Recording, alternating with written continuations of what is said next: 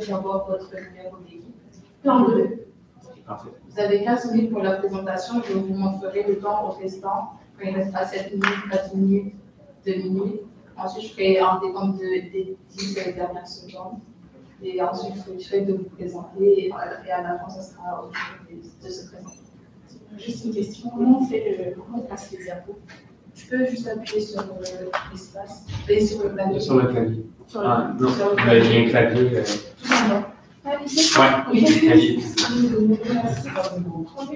bon. C'est bon? Parfait. Alors, bonjour tout le monde. On est la CRM Agence. Je m'appelle Mégane Marina Boiseau. Moi, c'est Tanta Marou. Moi, c'est Karen. Aujourd'hui, nous sommes là pour vous Et je vais présenter. demander d'abord au jury de se présenter après je vous lancer le Bonjour, c'est David Delso, analyste service conseil chez Sherbrooke Thornton. D'ailleurs, directeur de compte en financement commercial. Marc-Hélène de conseillère chez Gestion Patrimoine. Jean-François Gervais, à la formation continue de l'UPA. Bonjour, moi c'est Catherine Navac, je travaille aussi à l'Institut de communication sur 3, 2, 1, c'est bon. Alors, aujourd'hui, nous sommes là pour vous présenter le plan financier que nous avons établi pour mademoiselle Marie Gagnon, qui nous a mandaté. Donc, on va commencer. Bon, aujourd'hui, voici le sommaire exécutif de Mme Gagnon. D'abord, on va vous parler de sa situation personnelle, sa situation professionnelle et tout. Elle nous a présenté ses objectifs qu'elle s'est fixés à long terme, des analyses de ses besoins. Puis, on va aussi vous présenter nos stratégies et nos recommandations qu'on a aussi mises en place et une projection financière et ensuite en conclusion. Bon, pour la situation personnelle et professionnelle, Mme Gagnon, c'est une femme de 46 ans. Elle est en couple, mais devant la loi, c'est comme pas déclaré parce que c'est chacun reçoit des photos dans son cas. Puis elle a aucun enfant, elle occupe un poste de directrice administrative et elle a ici un condo à Sherbrooke.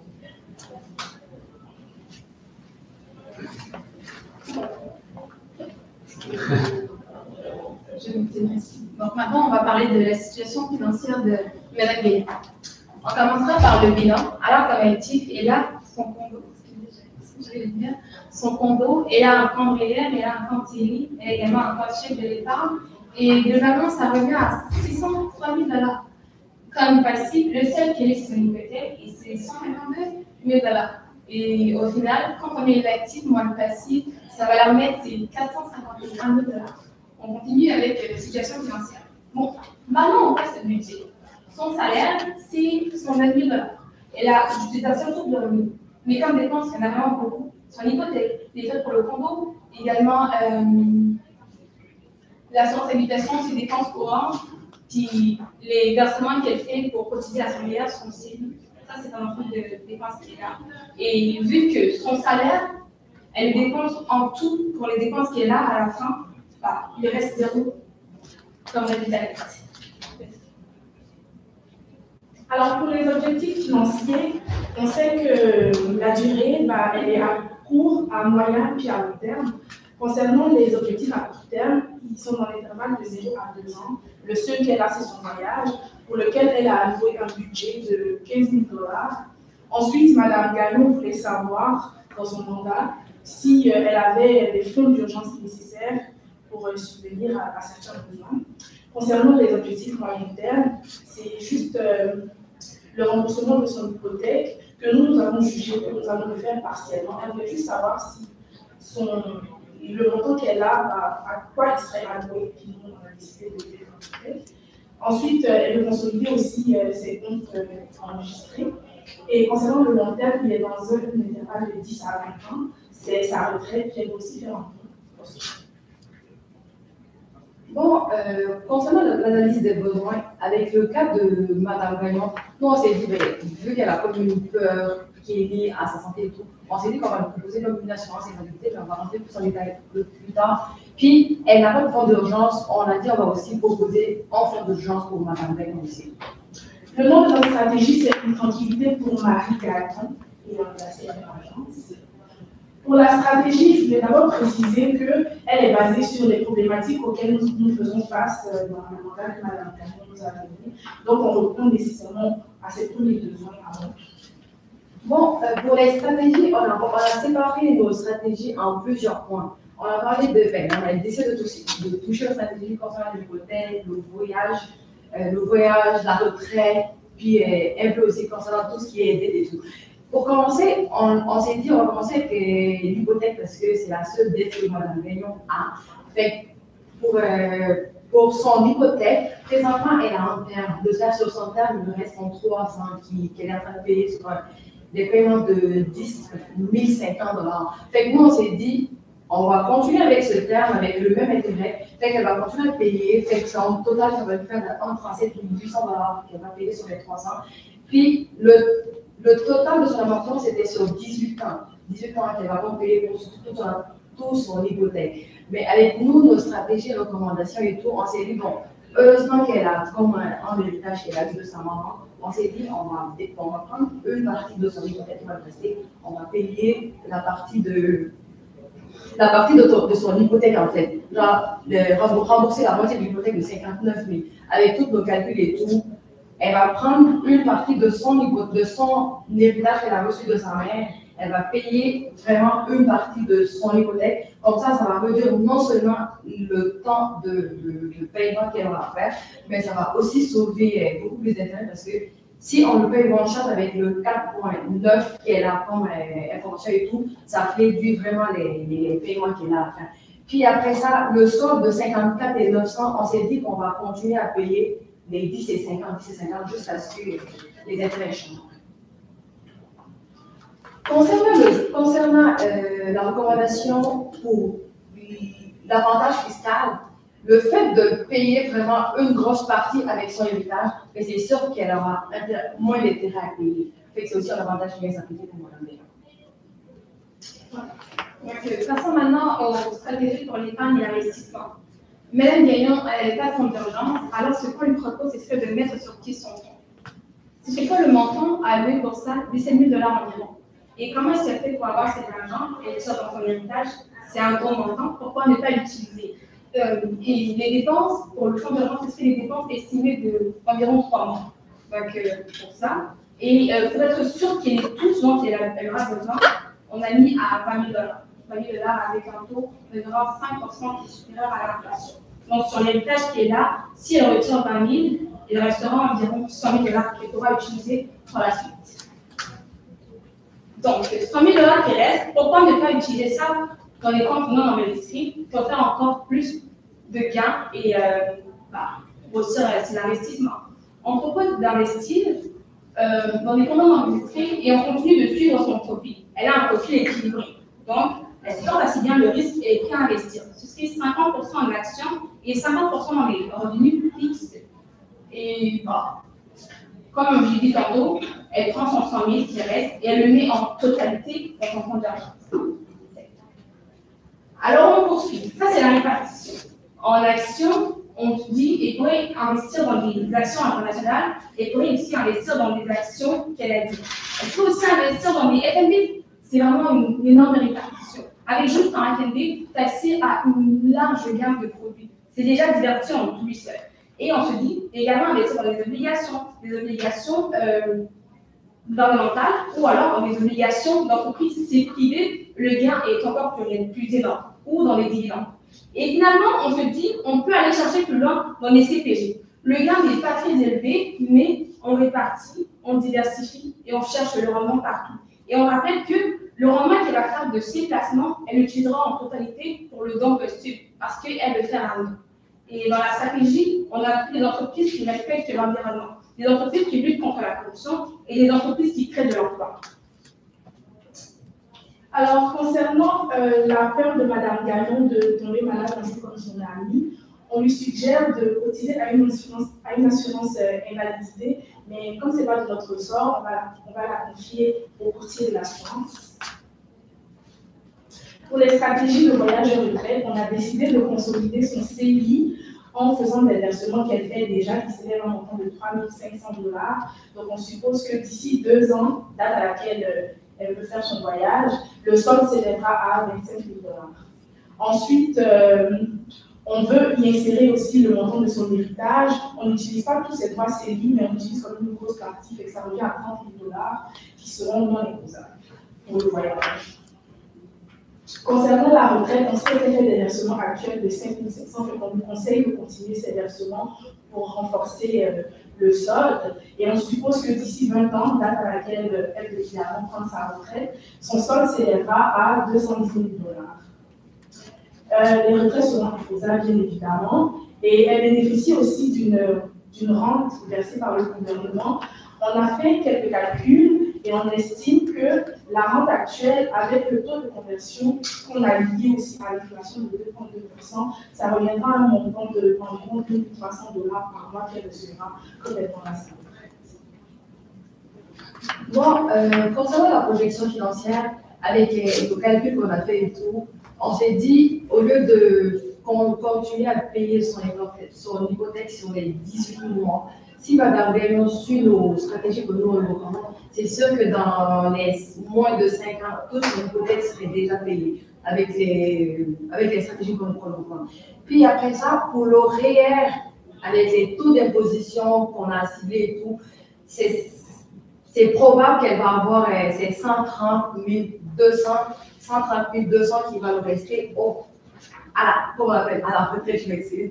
Puis dans son CELI aussi, avec le pourcentage de 4% et tout, il va pouvoir retirer 27 000 à peu près dans les 2 ans, comme ce que ma collègue a dit pour son voyage de 2 ans qu'elle a prévu. Nous, on le suggère vraiment de toucher dans son compte CELI parce qu'elle peut le retirer ici sans payer d'impôts, c'est un compte libre d'impôts. Puis après, pour son don posthume, pour ça, nous, on s'est dit, bon, vu que madame va comme investir dans plusieurs, dans les actions, dans les obligations de revenus fixes et tout, c'est certain que ça va faire des rendements. Fait qu'avec les rendements qu'elle va prendre, s'accumuler et tout, elle peut prendre ce montant pour faire le don qu'elle veut faire. Puis ce montant va faire à peu près 265 000. Donc c'est quand même un montant considérable pour madame. Alors, voici la forme de notre présentation. On parlait du temps pour Madame Gagnon. On a parlé de la stratégie pour son investissement, la stratégie pour son hypothèque, et on l'a dit, en moins de 5 ans, elle est capable de payer sa maison. Elle a reçu de l'héritage et on maximise vraiment sur ce montant-là. Et on l'utilise pour rembourser l'idée, on l'utilise pour faire des placements dans des comptes enregistrés comme CELI, réel. On l'utilise également pour des comptes non enregistrés afin de maximiser le bien. Donc, c'est vraiment la stratégie pour elle. Et on a parlé un peu de l'assurance invalidité. Et comme ma collègue l'a dit, ce n'est pas de notre sort, on le confierait à un courtier pour être connecté à la bonne personne ici. Jamais il y a des questions concernant ça, concernant l'assurance invalidité ou d'autres questions concernant les produits qu'on a proposés. On est ouvert pour une prochaine rencontre afin de tabler dessus. Et on se demande, est-ce que vous avez des questions pour nous? Alors, on est ouvert et on va répondre à toutes vos questions. Et belle journée. Merci pour votre attention. Merci. J'avais une petite question concernant là, les comptes non enregistrés. Considérant qu'on a encore des droits de cotisation autant dans l'intérieur que le CELI, pour quelles raisons vous nous recommandez d'aller dans les comptes non enregistrés en premier? Madame Gagnon, elle a un profil équilibré, elle conduit des placements liquides et sécuritaires. On a jugé bon de le mettre dans les comptes non enregistrés parce que pour nous, les CDG, les FNB, c'est des comptes qui vont, quoi qu'il en soit, lui rapporter, lui faire du rendement. Pour nous, c'est liquide et sécuritaire. Moi, je me demandais, est-ce qu'il y a une raison pourquoi c'est la moitié peut-être qu'on payerait pour les autres proportions, par exemple? Mais là, nous, on a décidé vraiment de payer une seule partie. Comme ça, le reste de l'argent de son héritage qui va rester, on va pouvoir consolider soit dans les CELI, dans l'OER ou pour son projet de voyage qu'il a. Parce que pour son hypothèque, on s'est dit si on paye, si on prend une partie de l'héritage pour payer son hypothèque, mais le restant qui va être payé en supposant que ça soit vraiment le même intérêt, c'est sûr que ça ne va pas trop l'affecter financièrement. Fait, on a décidé que c'est beaucoup plus avantageux de partir avec. Je pense que pour faire moins d'estimation, on a comme décidé de répondre aux problématiques qui nous ont été posées par Mme Gagnon, qui elle souhaitait savoir qu'est-ce qui se passerait si elle rembourserait son hypothèque en totalité ou partiellement. Et que nous, on a pris partiellement, puis en fonction de ça, on a comme fait une projection du montant qui va rester, où il pourrait être placé.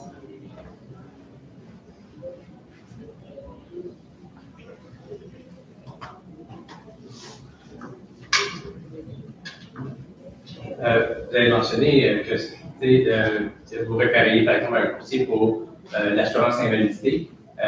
Est-ce qu'il y a une raison pourquoi ce serait peut-être cette option-là là, pour la protection qui serait préférable plutôt que d'autres produits? Dans le fond, en première position, on avait décidé de réduire les paiements en cotisation qu'elle faisait dans ses comptes enregistrés, mais on s'est dit que nous, en tant que planification financière, ça va vraiment comme décaler toute notre stratégie, alors qu'il s'agit juste d'assurance invalidité. Elle a peur de tomber malade. Et on se suppose, on se dit que c'est plus le domaine de l'assurance que le nôtre. Sinon, si elle voudrait, on peut programmer une autre rencontre pour, mettons, parler de son revenu, puis de quel montant elle pourrait allouer aux possibles cotisations pour son assurance.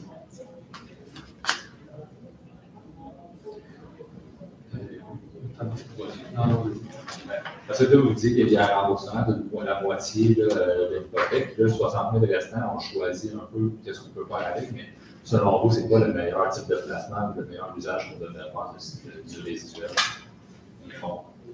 Selon nous, ce serait de placer la moitié dans des comptes enregistrés, puis l'autre, on pourrait le faire en réalité dans des comptes non enregistrés. Et vu qu'elle a déjà un REER assez grand, en plus, c'est là que ça rentre, on se dit qu'elle aura pas mal de revenus développés.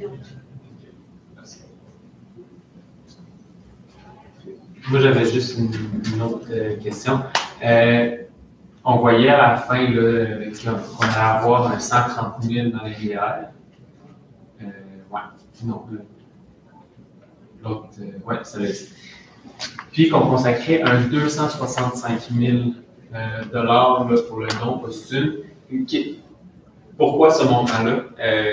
Pourquoi cette ampleur-là? Je ne sais pas. On a fait les calculs avec la calculatrice financière, puis on a le 100 000 dollars qu'on avait alloué pour le mettre dans les comptes enregistrés pour utiliser le rendement pour son don posthume. On l'a calculé avec le 5% de rendement, avec la date le 20 ans, puis ça nous a donné le montant 265 000. Puis le 130 000, c'est le montant à la retraite moins le pourcentage. Si elle le retire, vu que c'est imposable. Oui. Vous avez mentionné au départ que de rembourser la moitié de l'hypothèque dans 3 ans, c'est un avantage fiscal.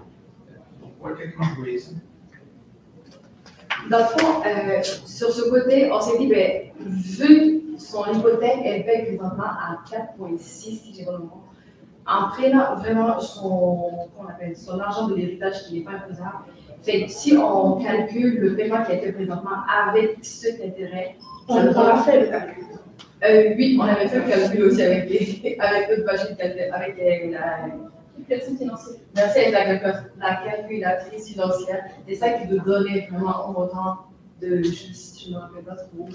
Dans le fond, si elle fait les versements comme elle le fait habituellement, elle va payer plus d'intérêt que si elle paye un gros montant en une fois.